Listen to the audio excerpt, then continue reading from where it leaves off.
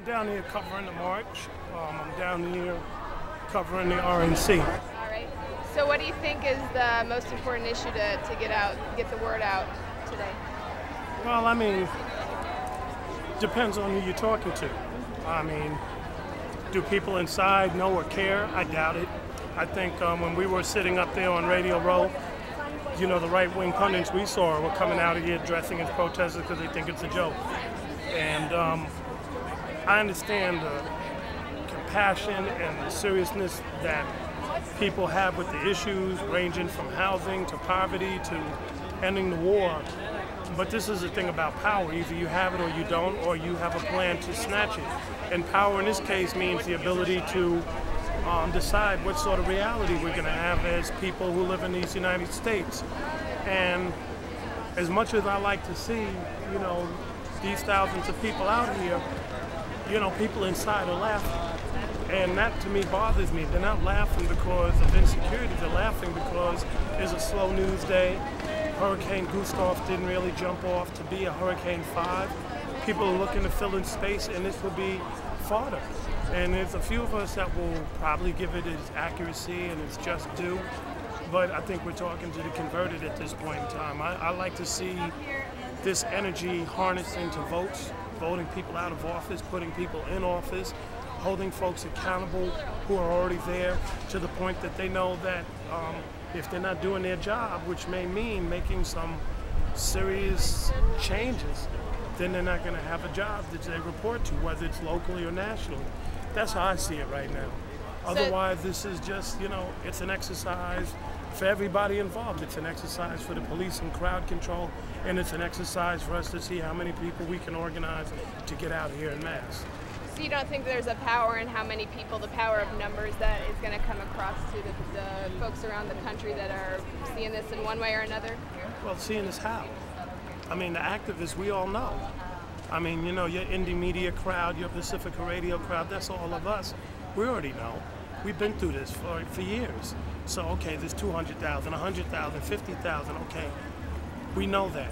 But now there's an echelon of people that need to know that need to support us. And how that message, how this activity is packaged and delivered to that group of people is the challenge we have. Otherwise, because somebody else is packaging this. The people that I was sitting next to on Radio Row, they're packaging it their way. They have an agenda. This will be their entertainment on a slow news day. And so they're going to be looking for the most ostentatious type of presentation of this march. They'll find the people that are on the fringes that might be confronting the police like we saw earlier in ways that I think are unnecessary. What they won't get is the message that's delivered about the immigration, you know, or what they'll do is they'll take that fringe element of some Silver Spoon kids that flew over here from another part of town, you know, or another part of the country that had the money to do so, come here, and there'll be the dominant message that will block, you know, the more serious message of immigration reform and others. So to me, I think my concern is that our challenge is that we got to control everything from top to bottom. You're going to have to start, first of all, going to where the people are at. You know, for example, I was at this place called the Ozone Awards, where there were 10,000 people that came out. You need to be there. Did we go to the football games that took place this week?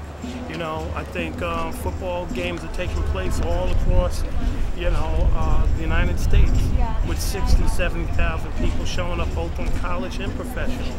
And how are we doing that? How are we delivering that message? The fact that we're following a parade route that's been approved by the police, to me, is already problematic, because it's like you negotiated which way you're going to walk. And I mean, and sometimes those things have to be planned because you don't want people unnecessarily arrested or being subject to police brutality. But like I said, inside the Excel Center, they're really listening. They weren't at the DNC, and I don't think they are here. I want to see the folks that, you know, the Kanye West crowd. You know, we got to go to a Kanye West concert and make sure we're standing outside with that message. and inviting people to come in. And not just inviting people in a one-sided conversation, but to really see if what we're protesting is the same as what their needs are. You know, talking about the war in Iraq is not the same as somebody who sees the war immediately at home. You know, I mean, I get it. You know, okay, Israel out of Palestine, I get that. But a guy who can barely afford health care for his ailing parents or children, or who got $5 gas and no job, that's their first immediate issue. And, you know, and we have to be in service to those people if we're organized. The first thing with the immigrant community, I think the concerns are different from community to community. I mean, there's some common denominators like the ICE raids are a concern to a lot of people. Obviously, you know, people who are here want to be able to stay here. That's an across-the-board thing. But I think what a Haitian person in Florida is dealing with is sometimes not as well connected to what Mexican in Los Angeles is connected, which is totally different than what, you know, the Chicano at the border towns like in Eagle Pass in Texas are dealing with. So it's not a one-size-fits-all, you know, type of scenario. Some people are looking at, you know, different approaches that are being used to obscure their message. In some places like Texas, you actually have other Latinos saying, yeah, I want a wall. You know, yeah, we don't want nobody else crossing these border lines. Then you got somebody else in LA who don't care about what black folks are going through in Miami because there's black-brown tension. So, you know, you got all this stuff, and then everybody's forgetting about what the Southeast Asians are going through who are being deported retroactively. So I think, you know, some people really want to buy into the American dream. Other people want to have a return to what they think is theirs and was once taken. So there's some fundamental differences on that, you know. And so I think it's important for us to look at the immigration situation region by region and make sure that we're maximizing the type of language that needs to be spoken, the type of needs and challenges that people in those respective regions have. Even though the word immigration and ICE and raids are all universal in terms of this struggle, I think how it unfolds is very different from place to place.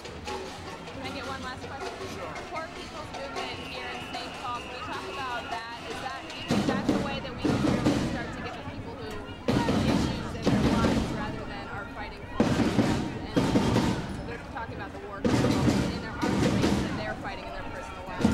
So I think the Poor People's March is tomorrow, and hopefully, you know, Monday now, hopefully the leadership from, you know, that organized have will really get their message across without it being obscured by all the other stuff. I think one of the challenges is when we try to connect all these issues. I understand there's a connection, but people want 30-second sound bites. Like, what am I out here for today? I mean, I can't tell it's an immigration march from the signs. You see, I see people with costumes on. I see people with pink on. I see brothers over here. I hear global warming people. I don't know. And so I may show up and go, yeah, I was a global warming march. But it was an immigration march that we're here to talk about. And because we don't control from top to bottom the creation and means of distribution, then we're subjected to how anybody wants to interpret it. So, in other words, we don't control our media wholesale. Even when I go back to my media, you know, I still got a debate with 10 people as to what's going to really be the coverage. Because, you know, really what I got was footage and coverage of anarchists who don't want any of this stuff going on, that were confronting the police. And that's going to be vastly more interesting, even to a progressive audience, the harshness of the police versus people that really want immigration reform. And I guess what I'm saying is